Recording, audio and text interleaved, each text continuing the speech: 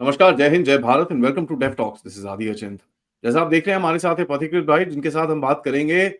मोदी साहब has gone to BIMSTEC. उनका Thailand का जो विजिट है, कल्चरली बड़ा सिग्निफिकेंट जो डिटेल्स आ रही हैं वहां से, एंड स्ट्रेटेजिकली क्या यहाँ से हम लेना चाहते हैं। और इसके अंदर एक ऑब्वियसली एंगल है हमारे छोटे से नेबर का, जिसका नाम है बांग्लादेश, जिसके यूनस साहब के साथ भी मोदी साहब की फोटो आई है। मतलब they're not talking, and steely kind of perception was being seen there. Anyways, at apart, what is the geopolitics of this and what is the importance? Bharat करने की कोशिश क्या कर रहा है? Let's try and find out. नमस्कार भाई, welcome to the show. नमस्कार so basically if you look at BIMSTEC BIMSTEC का जो फुल फॉर्म होता है it's Bay of Bengal initiative for multi sectoral technical and economic cooperation. तो ये जो है ना, ये 1997 में फॉर्म हालांकि हुआ था, बट इसका जो प्री एमिनेंस एंड प्रोमिनेंस वो प्रोबब्ली पोस्ट 2015-16 से शुरू हुआ है, जहां पे प्राइम मिनिस्टर मोदी ने और इंडिया ने क्या किया है, सार्क को हटा के this has become the core point for regional cooperation in the Bay of Bengal region. और इसमें हमने पूरा सार्क के जितने देश थे एक्सेप्ट फॉर पाकिस्तान और अफगानिस्तान ऑब्वियसली है नहीं, क्योंकि डिप्लोमेटिक रिलेशन नहीं है, और बाकी जितने इसमें बेसिकली जो देश है India, Thailand, Sri Lanka, Bangladesh, Myanmar, Bhutan, Nepal. अच्छा, there are three aspects to it जिसकी वजह से ये बहुत इंपॉर्टेंट है। पीएम मोदी ने क्या किया था, लुक ईस्ट पॉलिसी को एक्ट ईस्ट पॉलिसी किया है। एक्ट ईस्ट पॉलिसी मतलब सिर्फ देखने से नहीं होगा, you have to do, so that is a part of act east policy. Second is something called the neighborhood first policy. And third is the Sagarmala project, like coastal shipping, inland water transport. ये सब पूरा coastal area को develop करना, port connectivity improve करना. This is the very basic parameter or paradigm जिसके ऊपर BIMSTEC is so very important for India. इसमें मैं I'm just coming to आपने जो question किया, जो 7 की एरियाज है जहां पे कोऑपरेशन है, वो trade, investment, development, environment and climate change, security and energy, agriculture and food security, people to people connect, and obviously science, technology, innovation, फिर उसके बाद connectivity. All of these things are going to, ये वैसे ही important था इन देशों के लिए। अच्छा, this has become a bridge between south Asia and south east Asia. उसमें एक बहुत इंपॉर्टेंट पार्ट है, जब मैं ये बोल रहा था कि इनलैंड वाटर ट्रांसपोर्ट, वो जो Kaladan multi modal transport system है, जो that is part of this. फिर there is a trilateral highway which is coming up between India, Myanmar and Thailand, 1500 kilometre का। तो port connectivity, inland water connectivity, development of regional grid by connecting the grid of different countries. So these are basic aspects जिसके ऊपर the focus has been on BIMSTEC. And to cut the long story short, बाकी जितने सारे vision जो हर एक summit में होता है कि रीजनल स्टेबिलिटी, पीस, कोऑपरेशन, ये सब होता रहेगा, बट द कोर अगर आप मुझे पूछे कि इसका जियोपॉलिटिक्स इस बार क्या होगा या what is the implication for this summit, there are countries in this BIMSTEC जैसे बांग्लादेश और थाईलैंड, इनके these are predominantly export oriented economies. Primarily अगर आप थाईलैंड देखेंगे, बहुत सारे साउथ ईस्ट एशियन देश देखेंगे, एंड बांग्लादेश के ऊपर जैसे हम लोगों ने बात किया था कि उनका जो प्राइमरी एक्सपोर्ट था वो गारमेंट है, और गारमेंट के ऊपर जिस तरह से अभी तारीफ लगाया गया, वो उनके they used to get preferential treatment in United States garment में, because of becoming being a least developed economy, इस तरह का। Now that is gone with a 37% tariff. So for Bangladesh, it's like, मतलब it's a nightmare. फिर cost competitiveness चला जाएगा. So many of these smaller countries will be more interested on the free trade agreement, जो एक framework है जिसके ऊपर काम हो रहा है, हालांकि अभी हुआ नहीं है फॉर बिम्स्टेक। तो वो जो एक डिपेंडेंस इनका था प्राइमरीली ऑन अमेरिकन मार्केट, वो क्योंकि जा रहा है, so regional cooperation, regional trade may get lot of impetus from now on. ठीक है, that's one. उसके साथ there are 3-4 important things जैसे coastal shipping, power grid interconnection, regional disaster monitoring and warning system. ये सब चीजों में in many areas India has been cooperating with them. ये region disaster management में जैसे अभी आपने देखा है कि ऑपरेशन ब्रह्मा जो चल रहा है थाईलैंड में, म्यांमार में, खास करके म्यांमार में, जो इंडिया ने अपना कंटिंजेंट भेजा है, and it has to be said कि India has one of the finest disaster response force which is NDRF, और इंडिया आर्मी का भी जो डिजास्टर रिस्पॉन्स कंटिंजेंट है वो बहुत स्विफ्ट है, बहुत अच्छा काम करता है. तो this has been part of India soft diplomacy, soft power diplomacy. तो अगेन इसमें बहुत सारे areas of work is still pending, but this has been an area जो पूरा बे ऑफ बंगाल बिम्स्टेक वाला है, जहां पे India has been putting lot of effort. And this is, अच्छा इंटरेस्टिंगली आप देखेंगे, जैसे हम लोगों ने पहले भी बात किया था कि G20 का, ब्रिक्स का अभी सेक्रेटेरिएट नहीं है, परमानेंट सेक्रेटेरिएट नहीं है, रोटेशनल बेसिस में होता है, जिस देश का को मिलता है, हर एक देश को एक एक बार मिलता है, एक एक साल.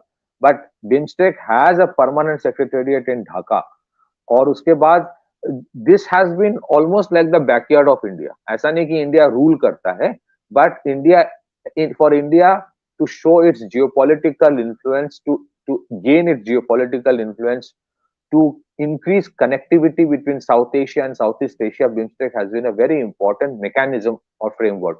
और मुझे लगता है कि जिस तरह से सिचुएशन हो रहा है, जिस तरह से एक द होल वर्ल्ड ग्लोबली ना, global trade was centered around United States, ये धीरे धीरे जा रहा है.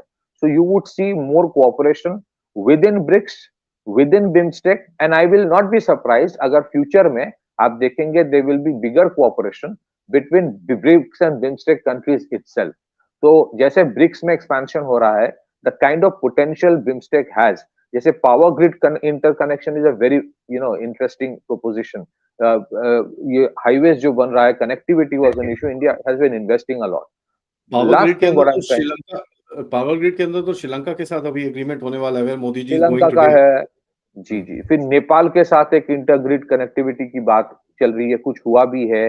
There are certain countries like Bhutan और बांग्लादेश में भी through Indian grid power supply होता है. तो रीजनल अगर ग्रिड कनेक्टिविटी हो जाता है, both under sea and the overhead line से, I think these are very very interesting opportunities for creating a regional market framework, and जहां पे you are not looking for a western country to help you out all the time. आपके market west तो रहेगा, वो ठीक है, but you are also trying to develop the infrastructure, connectivity, telecommunication, counter terror framework within your own region.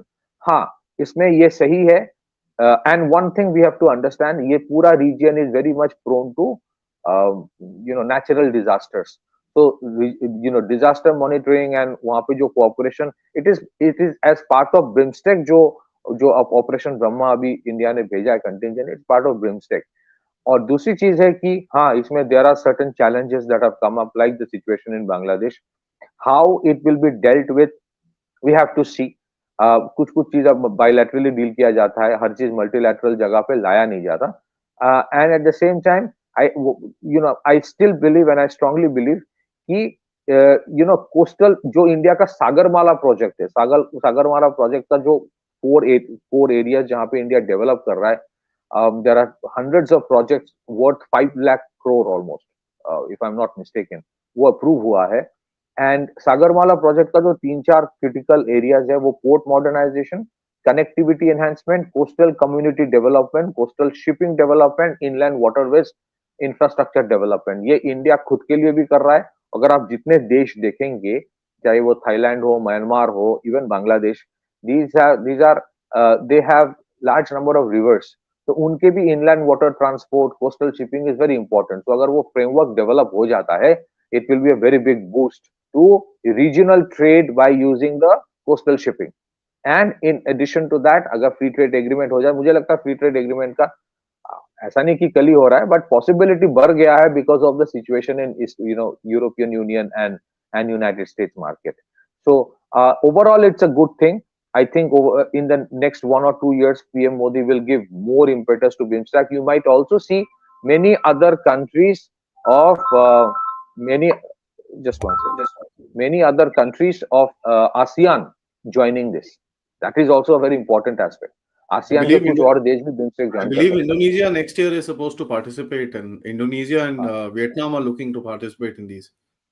So basically, first you come with an observer status, and then eventually वो उनका framework में you want to join. क्योंकि इसमें opportunities तो है, और बहुत सारे ऐसे देश है साउथ ईस्ट एशिया में, जैसे जब आई वाज इन सिंगापुर, ये एक very very normal discussion on every discourse में होता था कि they used to pivot around India against the Chinese threat and hegemony. तो जैसे जैसे सिचुएशन बदलता रहेगा and India economy will become bigger, they will try to pivot around India as well, not by disowning China, but by for the purpose of hedging. Currency. They don't want to put all the eggs in one basket.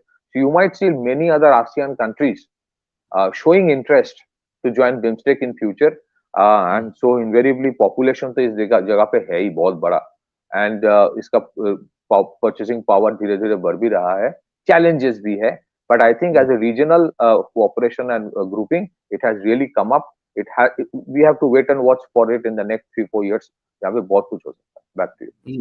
As a matter of fact, with the current geopolitical scenario भी अगर आप देखें, ये पूरा region में जिस तरह से turmoil चल रहा है, म्यांमार में भी आप कुछ कर रहे हो.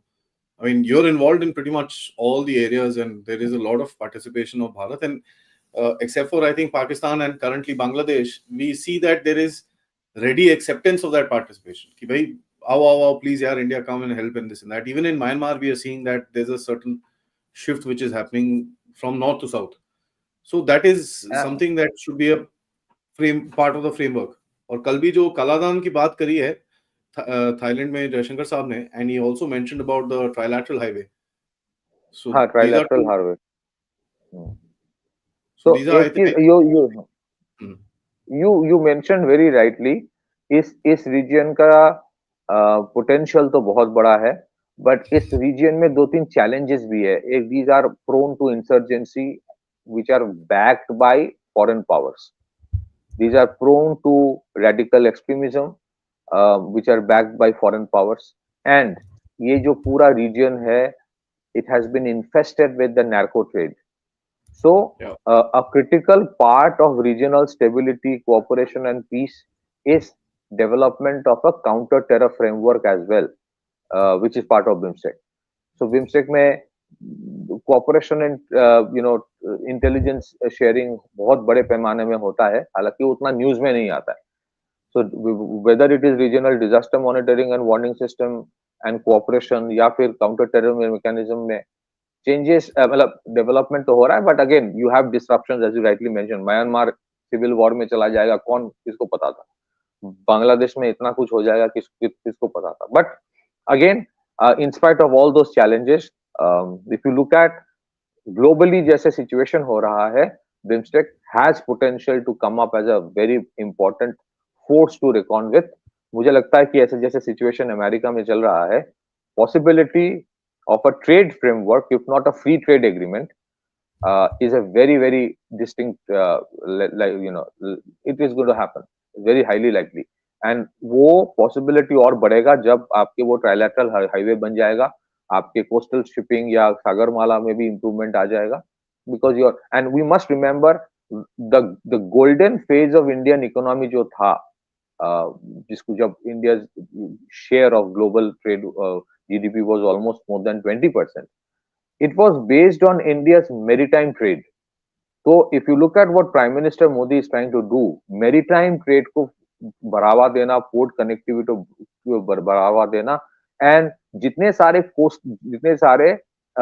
countries है which large coastlines, उसके साथ cooperation बढ़ा रहा है वहाँ पे, because these are the countries जिनके साथ पहले भी ऐसे ही trade बढ़ा था.